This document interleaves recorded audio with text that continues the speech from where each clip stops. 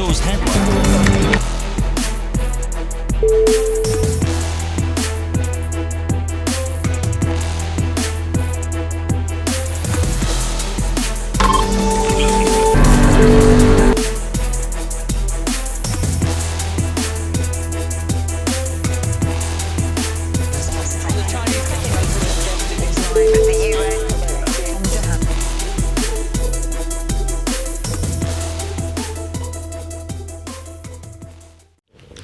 بسم اللہ الرحمن الرحیم. السلام علیکم ورحمۃ اللہ وبرکاتہ. میں ہوں آپ کا میزبان مبارک حسین سلام اسپیشل شو کے ساتھ. آج ہم موجود ہیں گلگت بلتستان کے نامور شخصیت جناب کوثر حسین صاحب. سر آپ کا انتہائی مشکور ہیں کہ آپ نے اپنا وقت دیا. ناظرین، گلگت بلتستان کے بارے میں بات کی جائے تو گلگت بلتستان بے پناہ فطری رانائیوں، سرسبز شاداب وادیوں، سرب فلک چوٹیوں، بل کھاتی گنگناتی ندیوں، چمکتے دمکتے گلیشیئرز، رنگا رنگ پھولوں، خوش ذائقہ پھلوں، سرخ و سفید پرعزم نیڈر بے باک اور جرال مکینوں کی سرزمین ہے. ایسے ہی آج ہمارے ساتھ موجود ہیں جناب کوثر حسین صاحب. سر ہم آپ کا انتہائی مشکور ہیں ایک دفعہ پھر. ناظرین، ہم آپ کا ان کا تعارف کراتے چلیں کہ وہ گلگت بلتستان کے اندر ایک انتہائی اہمیت اور انتہائی پرخلوص بندے ہیں. ان کا کردار گلگت بلتستان کے اندر بہت ہی اہم رہا ہے، چاہے وہ عوامی ایکشن کمیٹی کے اندر ہو. یہ یقیناً گلگت بلتستان کی ترقی کے لیے ہر وقت کوشاں رہتے ہیں. سر، آپ سے میرا سب سے پہلے سوال ہے، چونکہ آپ گلگت بلتستان کے اندر مختلف پلیٹ فارمز کے تحت گلگت بلتستان کو ریپرزینٹ کرتے ہیں. یقیناً سر آپ رینٹ کار ایسوسیشن کے جنرل سیکریٹری بھی ہیں اور عوامی ایکشن کمیٹی کے جو بورڈ ہے اس میں وہ بھی ہیں. تقریباً سر آپ ایک اچھے بزنس مین بھی ہے گلگت بلتستان کے اندر. ڈومیسٹک جو ہے آپ نے ٹورزم ہے اس کے لیے بھی آپ نے کام کیا ہے. تو سر آپ کا سیاست کے اندر آنا کیا وجہ بنی کہ آپ سیاست کے اندر آئے؟ بسم اللہ الرحمن الرحیم. شکریہ. اب میں سب سے پہلے مبارک حسین صاحب آپ کا میں شکریہ ادا کرنا چاہتا ہوں کہ آپ نے ایک سلام ایک چینل آپ نے شروع کیا ہے. سب سے پہلے آپ کی حوصلہ افزائی کرتے ہوئے میں یہ کہوں گا کہ ایک نوجوان نسل اور یوتھ جو ہے وہ صحافت کے میدان میں آئی ہے، اور یہ انتہائی خوش آئند بات ہے کہ یوتھ، پڑھی لکھی یوتھ جو ہے وہ صحافت کی طرف آ رہی ہے. آپ کا سوال کہ میں اس سیاسی میدان میں کیسے آیا اور کیوں آیا. میرا بچپن سے ہی سماجی خدمت، انسانی خدمت میرا شعار رہا ہے. محلے سے لے کے، گاؤں سے لے کے، پھر اور ایسوسیشنز کے حوالے سے. اوورآل میں اس وقت جو ہے گلگت بلتستان ہوٹل ایسوسیشن اور گلگت بلتستان رینٹ کار ایسوسیشن کا جنرل سیکرٹری ہوں، اور اس کے ساتھ ساتھ میں عوامی ایکشن کمیٹی کا بھی ایگزیکٹو بورڈ کا ممبر ہوں. اور الحمدللہ یہ اللہ تعالیٰ کی طرف سے ہی ایک خداداد صلاحیت ہوتی ہے کہ جو ہے نا آپ انسانی خدمت کے. سیاست جو ہے وہ میرے سامنے عبادت ہے، سیاست خدمت ہے، میرے سامنے سیاست تجارت نہیں. میں اسی نعرے کے ساتھ، اسی جذبے کے ساتھ آیا ہوں کہ میں عوامی خدمت بہتر سے بہتر انداز میں کر سکوں. اور جب تک آپ کے پاس طاقت نہیں ہوتا، آپ کے ہاتھ میں قلم نہیں ہوتا، تب تک آپ عوامی خدمت بہتر انداز میں بہت زیادہ نہیں کر سکتے. لیکن آپ ایک چھوٹی سی تنظیم کے ذریعے، جیسے ایسوسیشنز کی ہمارے اوپر ذمہ داری ہے، ہم نے وہاں پہ بیٹھ کے بھی عوامی خدمت کی ہے، اور وہاں پہ بھی بیٹھ کے ہم نے انسانیت کے لیے خدمت کی ہے، علاقے کے لیے خدمت کی ہے. عوامی ایکشن کمیٹی میں بھی رہ کر ہم نے غریب مظلوم عوام کے لیے ہم آواز بنے ہیں. اب بھی میں چاہتا ہوں کہ کیونکہ آئین پاکستان کے اندر ایک جمہوری انداز کے ذریعے آ کے آپ ایک اس میں اسمبلی میں آ کے آپ پورے علاقے کی خدمت کر سکتے ہیں. جب تک آپ اسمبلی میں نہیں آتے، نہیں پہنچتے، تب تک آپ ایک محدود اپنے حلقے احباب تک خدمت کی سوچ رکھ سکتے ہیں. میری سوچ ہے کہ میں پورے گلگت بلتستان کی خدمت کروں اور مملکت پاکستان کے لیے جو ہے نا اس کے استحکام کے لیے میں اپنا کردار ادا کر سکوں. اسی لیے اسی جذبے کے ساتھ میں سیاسی میدان میں آیا ہوں. یقیناً سر گلگت بلتستان کے اندر آپ کی خدمات ہم سراہتے ہیں. ان کو گلگت بلتستان کے ہر فیلڈ کے اندر آپ نے اپنی خدمات پیش کی ہیں. ہم امید رکھتے ہیں سر گلگت بلتستان، چونکہ یہاں پہ سیاست کو پہلے گالی سمجھی جاتی تھی، آپ نے یقیناً یہ بات کہی کہ میں سیاست کو عبادت سمجھ کے کرتا ہوں. یہ بہت ہی خوشائن بات ہے. سر گلگت بلتستان کے اندر اور خاص طور پر آپ کا حلقہ جو ہے GBLA2 اس کے اندر تقریباً مضبوط کینڈیڈیٹس ہیں, جیسے کہ سابق وزیر اعلیٰ ہو گیا, جمیل ہو گیا, اور فتح اللہ خان صاحب چونکہ جنرل سیکرٹری ہیں پاکستان تحریک انصاف. تو سر آپ نے کس طرح سر فیس کیا کہ آگے کا سنیرو کیسے سوچا کہ ان پارٹیوں کے اور اتنے مضبوط کینڈیڈیٹ ہونے کے باوجود آپ کو منڈیٹ ملے گا سر یہاں پہ؟ انشاءاللہ جو ہے آپ کا جو سوال ہے کہ بہت بڑے بڑے سیاستدان اس وقت حلقہ 2 کے اندر ہیں. دیکھیں کوئی بھی سیاستدان اگر یہ سوچے کہ میں پہلی دفعہ ہی آؤں گا اور پہلی دفعہ ہی جیتوں گا اور شروع دن سے ہی میں لیڈر بنوں گا, ایسا نہیں ہوتا. بے شک وہ جن اپنے دوستوں کا احباب کا آپ نے ذکر کیا, یقیناً میرے لیے وہ تمام قابل احترام ہیں, اور انہوں نے اپنی بساط کے مطابق جو جس حیثیت سے وہ اپنے عہدوں پہ فائز رہے, ہم قدردان ہیں. بات یہ ہے کہ کسی لیڈر کے پہلے سے ہی سیاسی میدان کے اندر ہونا کوئی قدغن والی بات نہیں ہے, اور کسی نئے سیاستدان کو اندر آنا بھی کوئی ایسی نئی بات نہیں ہونی چاہیے, کیونکہ یہ اب یوتھ کا دور آیا ہے, اور میری خواہش ہوگی کہ یوتھ اگر آج اس دفعہ ہم آئیں, اگلی دفعہ اور یوتھ جو ہے نا اس کے لیے آمادہ ہو جائے. پہلے لوگوں کی سوچ تھی کہ GB اسمبلی کے لیے الیکشن لڑنا بڑے لیول پہ بڑا مشکل کام ہے, اور لوگ پریشان ہوتے تھے, شاید وہ سیاستدان ہی انہیں ڈراتے ہوں گے. میں سمجھتا ہوں کہ جس کسی بھی سیاستدان, سیاسی سوچ, شعور رکھنے والے کوئی بھی کارکن ہے, اس کو میرا خیال ہے کہ اپنی جو ہے وہ پاورز کے حساب سے, اپنے انداز کے حساب سے, اپنی فکر کے حساب سے, سوچ کے حساب سے وہ سیاسی میدان میں آئے, کیونکہ وہ اس کا قانونی اور آئینی حق ہے. سو میرے لیے یہ کوئی میٹر نہیں رکھتا کہ پہلے سے کوئی وزیر اعلیٰ رہا ہے یا کوئی اسپیکر رہا ہے. میں نے پہلے کہا میرے لیے قابل احترام ہے, لیکن بات یہ ہے کہ سیاسی میدان کے اندر آپ اپنی اسٹرینتھ کے ساتھ آتے ہیں, اور الحمدللہ میرے ساتھ بھی کوئی اسٹرینتھ ہے, اور میں کوئی اپنی طاقت رکھتا ہوں, اور اسی اسٹرینتھ کی وجہ سے, اسی عوامی تعاون کی وجہ سے میں میدان عمل کے اندر ہوں. اور میں کسی بھی سیاسی نمائندے کے بارے میں جو ہے وہ کوئی مس انڈرسٹینڈنگ یا کوئی ایسی بات نہیں کروں گا, کیونکہ اگر آج میں کسی کے خلاف بولوں گا, کل میرے بارے میں بھی کوئی برا بھلا کہے گا. سو میری یہی گزارش ہوگی یوتھ سے کہ وہ جو ہے نا وہ سیاست کو سیاست سمجھیں. سیاست کی خاطر, ہم سیاستدانوں کی خاطر اپنے معاملات, اپنی فیملی ریلیشنز اور اپنے احباب کے ساتھ, کیونکہ ہمارے یہاں پہ تھوڑی سی سیاسی جو ہے نا وہ لاشعوری ہے, جس کی وجہ سے اپنے ووٹ کے لیے ایک دوسرے کے ساتھ جو ہے نا رشتہ داریاں ختم کرتے ہیں. وہ ایسی بات نہیں ہونی چاہیے. باقی رہی بات ہمارے جو سیاستدان ہیں ان کی, تو انشاءاللہ ہم ان کے قدردان ہیں. انہوں نے جو کام اس سے پہلے اچھے کام کیے ہیں, ہم الحمدللہ اس کو فالو آن کریں گے. اور اگر ان سے کوئی ایسی انسان ہے, غلطی ہو بھی سکتی ہے, اور ان سے کوئی غلطی ہوئی ہے, تو ہم کوشش کریں گے کہ ان سے جو غلطیاں ہوئی ہیں وہ ہم نہ دہرائیں. سو میرے لیے تمام قابل احترام ہے, اور ایک سیاسی ورکر کی حیثیت سے, سیاسی لیڈر کی حیثیت سے میں الیکشن GBA2 میں کانٹیسٹ کرنے جا رہا ہوں. سر یقیناً احترام کرنا چاہے سیاست کے اندر. سیاست کو عبادت, آپ نے سب سے پہلی بات کہی, عبادت سمجھ کے کریں تو گلگت بلتستان اور پاکستان کے اندر, اور پاکستان کو پوری دنیا کے اندر لوہا منوا سکتا ہے. پاکستان کے اندر جو ٹیلنٹ ہے یا یوتھ ہے اس کے اندر بہت زیادہ ہے. سر میرا اگلا سوال آپ سے کچھ یوں ہے کہ سر ابھی تک تو آپ نے کسی پارٹی کے ساتھ شمولیت یا الحاق کا اعلان تو نہیں کیا ہے. سر کسی پارٹی کے ساتھ ابھی تک کوئی معاملات طے ہوئے ہیں کہ کسی کے حق میں دستبردار ہونا یا اس طرح کے کچھ معاملات ہوئے ہیں؟ دیکھیں جی, یہ جمہوریت ہے اور سیاست ہے.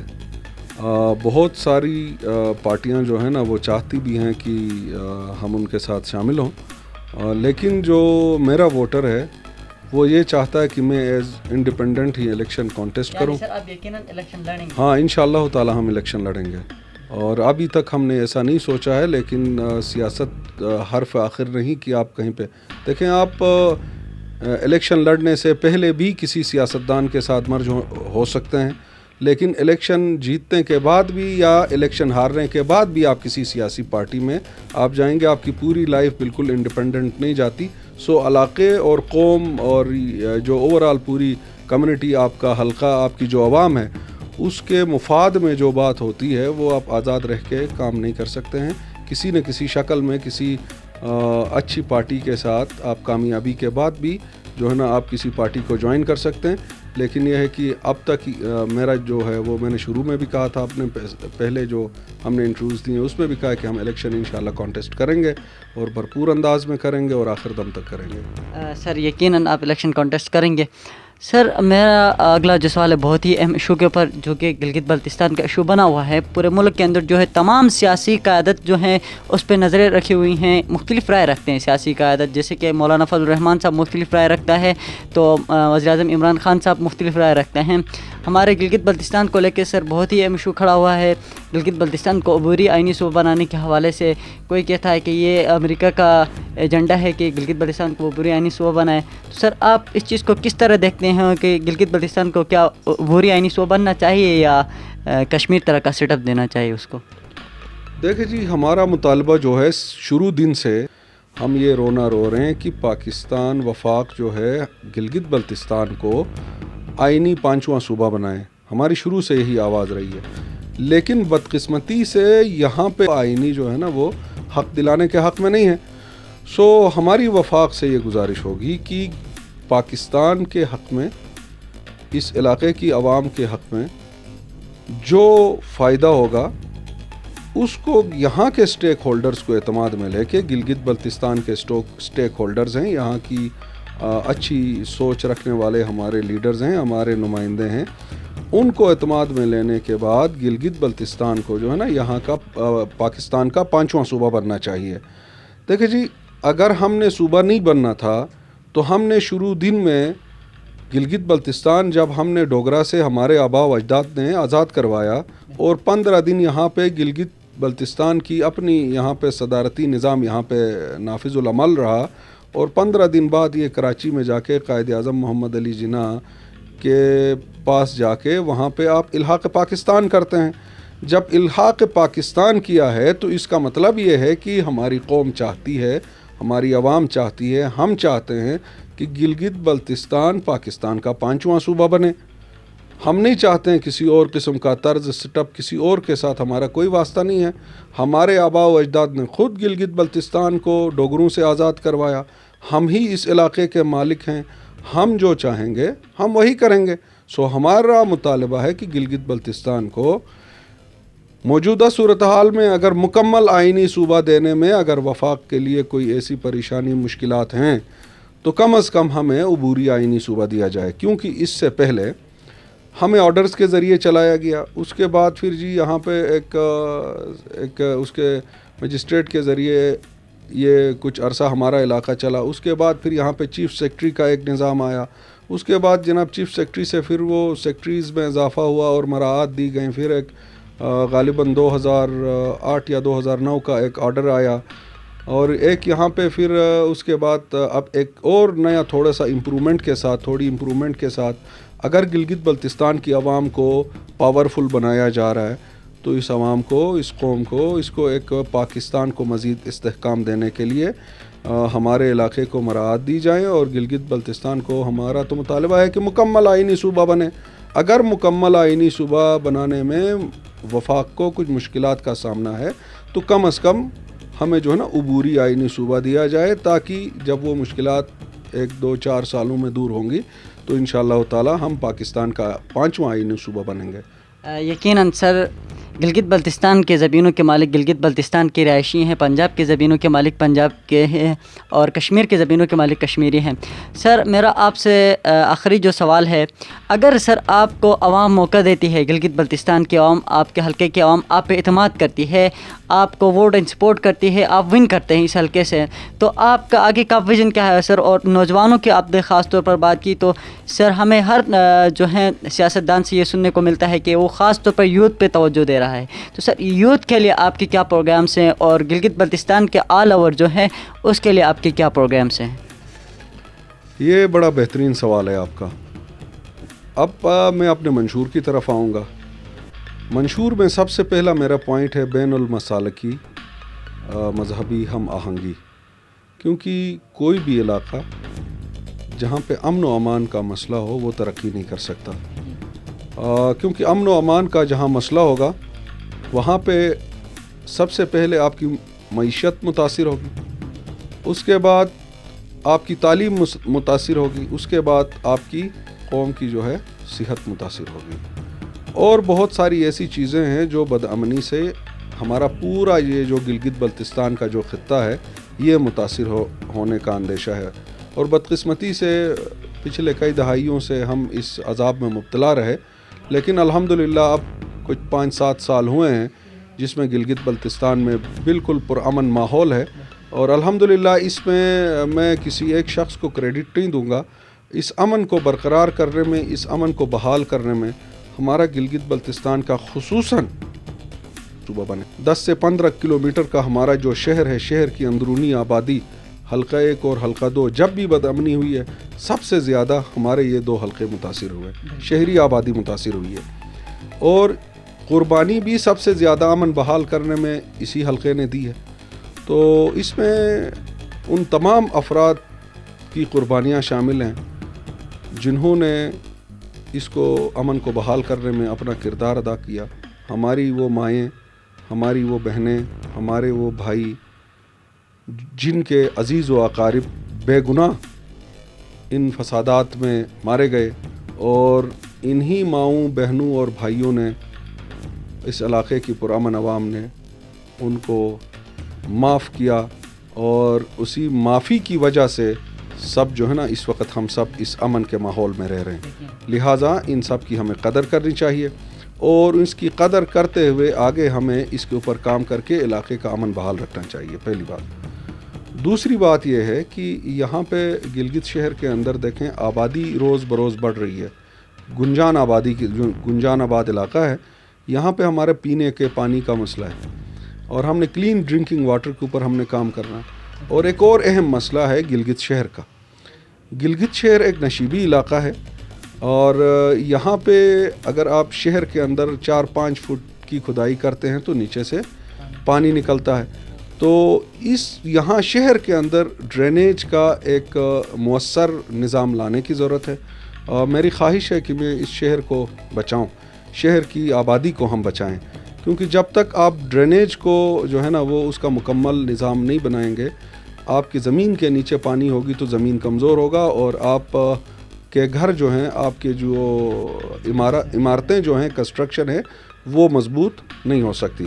اگر آپ مضبوط کرنے کی کوشش کریں گے تو اس کے اوپر اخراجات بہت زیادہ آتے ہیں، تو یہ چیز ہے ہم نے شہر کے ڈرینیج کے حوالے سے کام کرنا ہے، صاف پانی کی فراہمی کے حوالے سے ہم نے کام کرنا ہے، جو میری سوچ ہے، اور شہر کے اندر جو ہے نا وہ سیوریج کا جو نظام سابقہ حکومتوں نے اس کے اوپر کچھ کام کیا ہے، جو کہ یقیناً جو ہے نا وہ قابل ستائش ہے، اور ہم کوشش کریں گے کہ اس پروجیکٹ کو مزید بہتر انداز میں آگے لے کے اس سیوریج کے نظام کو تکمیل تک لے کے جائیں۔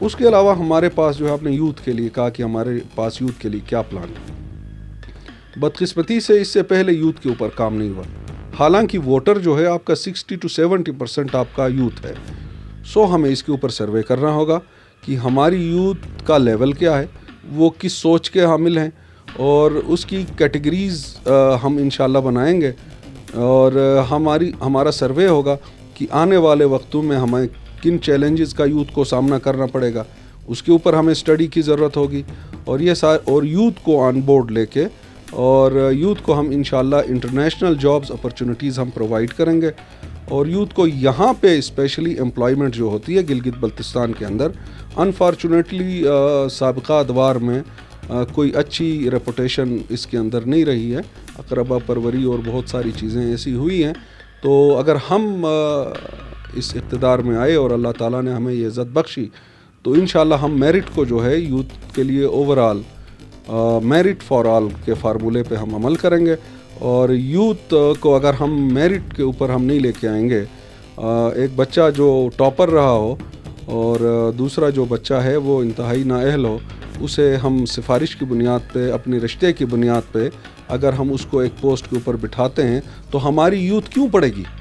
ہماری یوتھ بھی سفارش کے پیچھے جائے گی, ہماری یوتھ بھی رشوت کا کلچر جو ہے وہ بازار گرم کرے گی, پھر یہ قوم تباہ ہوگی. اگر آپ نے کسی قوم کی تعمیر کرنی ہے تو آپ کو میرٹ کو پامال ہونے سے بچانا ہوگا, میرٹ کو فالو کرنا ہوگا, اور اگر آپ نے اس کو تباہ کرنا ہے تو پھر رشتہ داری, اقربا پروری, مذہبی تعصب اور ان چیزوں کو دیکھ کے آپ جو ہے نا وہ امپلائمنٹ کریں گے آپ میرٹ پہ. اچھا, اس کے علاوہ بہت سارے ایسے بزنسز ہیں جہاں پہ سفارشوں کے ذریعے ان کو فیور دیا جاتا ہے. سو ہماری کوشش ہوگی کہ یوتھ کو حوصلہ دینے کے لیے, ان کے ایجوکیشن کے حوالے سے, ان کو کیریئر کاؤنسلنگ کے ذریعے ہم ان کی رہنمائی کریں گے, اور یوتھ کے لیے جو بھی بہتر ہوگا الحمدللہ کریں گے, اور انشاءاللہ یوتھ مطمئن ہوگی. یقیناً سر, گلگت بلتستان کی عوام آپ کو موقع دے تو آپ جتنے بھی آپ نے بتایا اپنا منشور اس پہ عمل کریں گے, ہمیں اس امید کے ساتھ. ناظرین, ملتے ہیں ایک نئے پروگرام کے ساتھ, تب تک اپنے میزبان مبارک حسین کو دیجیے گا